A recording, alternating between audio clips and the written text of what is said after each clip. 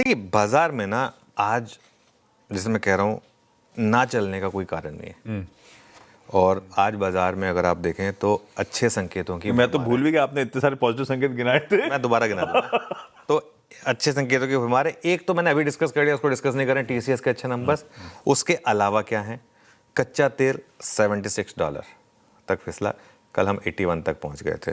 ठीक है, dollar index 101 के नीचे आया है, 100.69 पर आ गए। जब मैं पॉइंटर्स भेज रहा था तब हम 100.8 पर थे।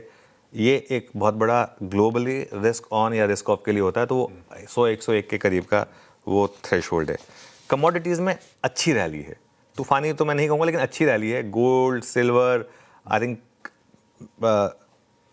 स्टील में अच्छी रैली हुई है, जिंक में अच्छी रैली हुई है, कॉपर भी चढ़ा। कॉपर भी चढ़ा है। आई थिंक 2-3 हफ्ते के हाइज पर आए हैं कमोडिटीज़। अब आप कहेंगे कमोडिटीज़ का चढ़ना हमारे लिए तो नेगेटिव होता है, लॉन्ग रन में होता है, लेकिन नियर टर्म में तो सब सेंटीमेंट का गेम है।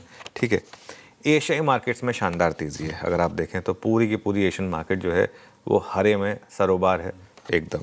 ठीक है, सरोबार ही होता है ना वर्ड, हाँ ही बोलो। ठीक है, चलो हरे में है ना। और उसके अलावा एफआईआईज की कैश और फ्यूचर्स दोनों में खरीदारी है।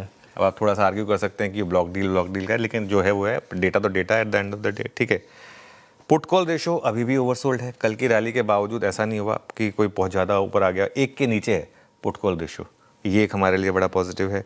इंडिया विक्स में कल वापस बड़ी गिरावट आई है और वो सिर्फ एक दिन के स्केयर के बाद वापस 200 डे मूविंग एवरेज के नीचे आके सेटल हो गया। एक बार इसका टेक्निकल चार्ट, और इसका ना टेक्निकल चार्ट हमेशा रेडी रखा करिए। ये देखिए अभी आएगा टेक्निकल चार्ट, वापस हम वो एक दिन के स्केयर के बाद वापस 200 डे मूविंग एवरेज के नीचे आ गए हैं। ट्रंप या ईरान ने कोई नया बखेड़ा नहीं खड़ा किया। कल जो सबको लग रहा था, कल भी मैं शाम को हम एक इवेंट पे मिले तो किसी ने बोला कुछ आज नया तो नहीं बोल दिया, बोले नहीं, थैंकफुली आज कुछ नया नहीं बोला, तो वहाँ से कुछ नहीं आया। तो ये तो हो गए सारे के सारे पॉजिटिव। इसके बावजूद नहीं चला तो क्या कारण होंगे वो भी बता देता हूँ आपको। 2 कारण है अगर नहीं चले हम तो। एक है वीकेंड का risk. At the end of the day 3 बजे आपको डिसीजन लेना है कि मैं अपनी लॉन्ग पोजीशन कैरी करूँ या ना करूँ, क्योंकि वीकेंड है और कोई भरोसा नहीं है इनमें से कोई उठ के क्या बोल देगा। और दूसरा प्राइस एक्शन, वेंसडे की रेड कैंडल के बाद कॉन्फिडेंस लौटने में टाइम लगता है। लोग इतने फंसे हुए हैं कि वो हर 100-200, कल भी देखे ना आप, हाई से फिसल गए, तो वो एक रिस्क रहता है हमेशा। प्राइस एक्शन की इंपॉर्टेंस होती है। जो परसों की कैंडल थी, भले ही वो एक रीजन की वजह से आई थी, लेकिन उसका एक इम्पैक्ट था। तो ये अगर नहीं चले हम तो ये कारण होंगे बेसिकली। भतेरो पॉजिटिव।